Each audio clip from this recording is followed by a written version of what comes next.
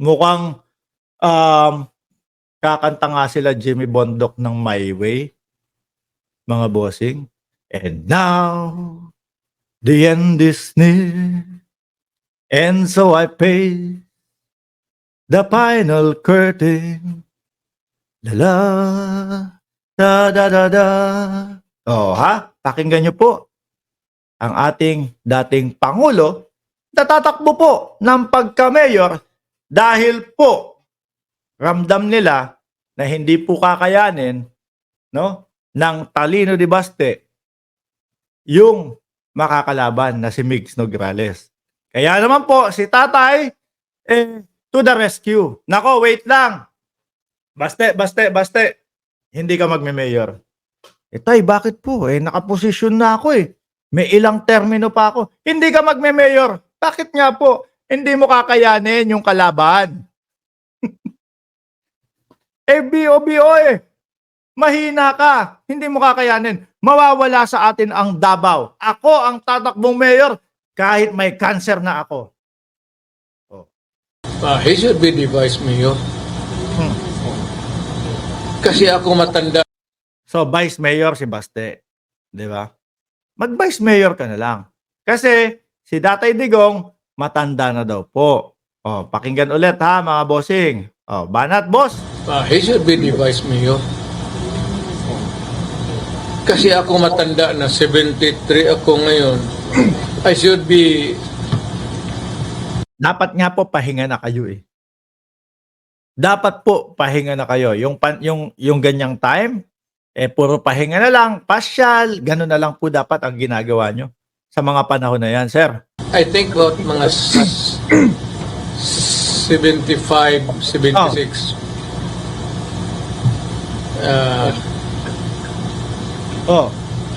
Ramdam na din po ng dating Pangulong Duterte. Ilang taon na daw siya? Hindi ako nakikinig. 73, kung di ako nagkakamali. 73, 72.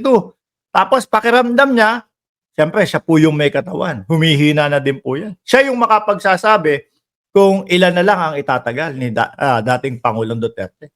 In 75? Oh, pati 79 na. 79 na si Digong. 79 na. Nalimutan na din. Oh. Siya po yung may katawan. Siya yung makakapagsabi kung hanggang saan na lang ang kakayanin ng kanyang katawan. So sa madaling salita po, mga kababayan, mamamaalam na lang po. Ayoko mabanggitin yun. No? Dahil ako ayoko nung may lumilisan. Ayoko po nung may natetegi, mga kababayan. Pero yun po yung realidad eh. No? Kapag tumungtong tayo, 75, 76, 85, buenas ka na yan eh. Ako nakikita ko sa akin. Mga 75. Yung ganyan, okay na ako doon. 'Di ba? Sa madaling salita po, mga kababayan, ang pagtakbo bilang mayor pantakip lang para maiwasang mawala ang Davao sa mga Duterte. Dahil malakas po yung kalaban. So ngayon, siyempre, siya mismo nagsasabi, and now the end is near. Pag nawala siya, at least, ikaw, Baste, aakyat ka lang. At least, na-save yung 3 taon. Di ba? Na mawala yung Davao sa kanila. Di na niya kaya, pero pinipilit pa nila. It only shows no more Duterte magic. Sabi ni Ma'am Marilu. Pakinig ulit ha. I think about mga 75, 76.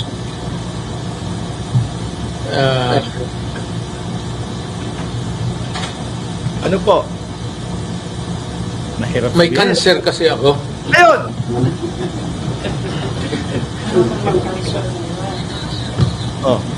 Ang makakalaan yun lahat ng tao healthy. Sigaw yung mga kamote na DDS na ang ating Pangulo, ang mahina, ang may sakit, may code blue code o kung ano man yung pinagsasabi nila.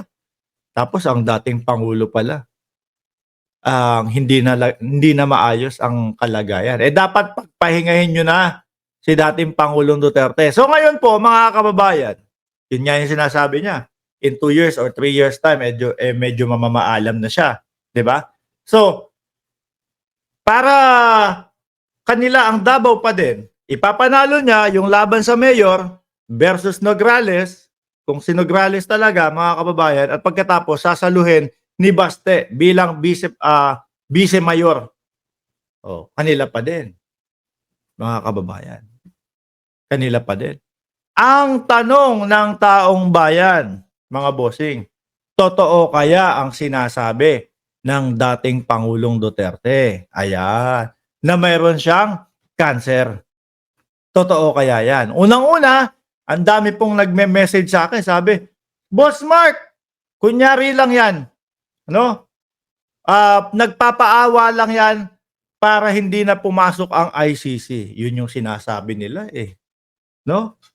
Isa din po, Boss Mark, kasi tatakbong pagka-mayor, nagpapaawa para kaawaan ng mga taga Davao.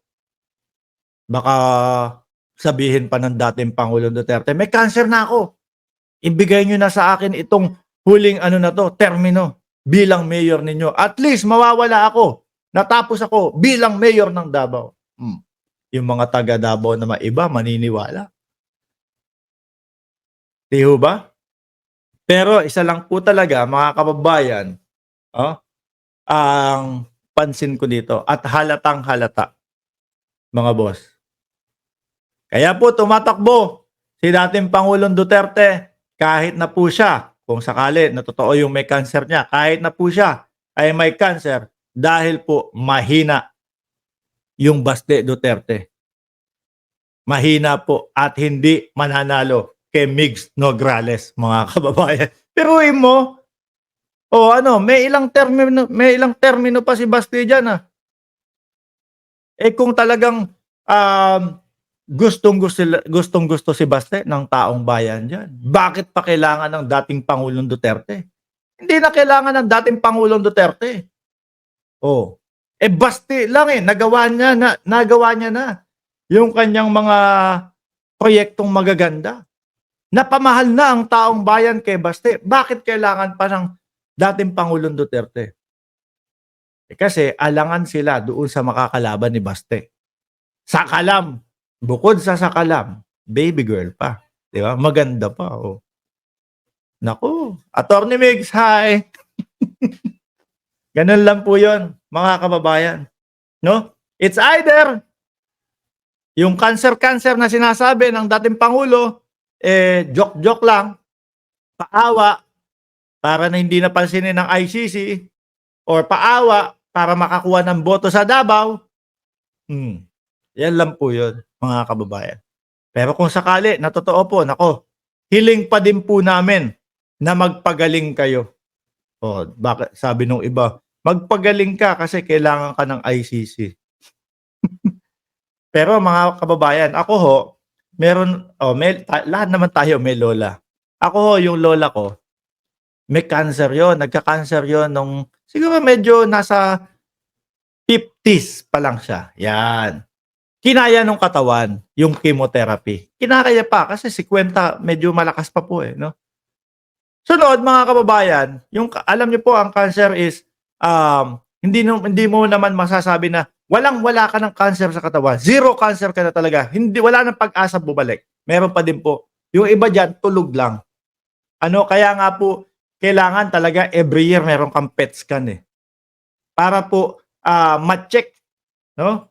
Kung yung cancer ba muli nang bumabangon o matetegi nila agad ulit. Mapapahina ulit nila. Kaya po may PET scan. So hindi na yung lalala talaga. Ngayon, bumalik po yon, mga kababayan. Edad na, kung di ako nagkakamali, 70, 75, something like that. Hindi na po kinaya ng katawan, mga boss. Lalong-lalo na chemotherapy po. Malakas. Nakakapagpahina ng resistensya po, mga kababayan. Pero yung kay Doc Willie, madami nagsasabi sa akin, Mark, susuporta ka lang. May karamdaman pa. Yung kay Doc Willie, malaki po ang improvement. At Nobyembre, Disyembre, sabi nga nila, handa nang umikot si Doc Willie Ong. Ayan, mga kababayan. Bakit ko sinuportahan si Doc Willie Ong, mga boss? Kasi nakikita ko po sa kanya na talagang nakapokus siya ngayon sa mamamayang Pilipino. Nahirap po doon sa mga karamdaman na kagaya po nung mga kanser na talagang gagastos ka ng milyon-milyon para po gumaling.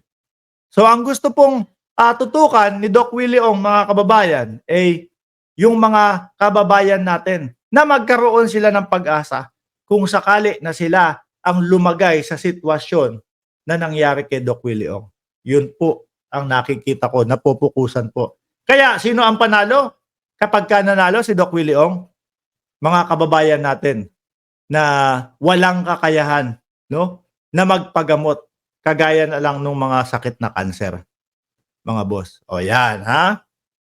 Anyway, mga bossing, may cancer daw po si dating Pangulong Duterte. Dating Pangulo, magpagaling po kayo. Yan lang po ang sasabihin ko.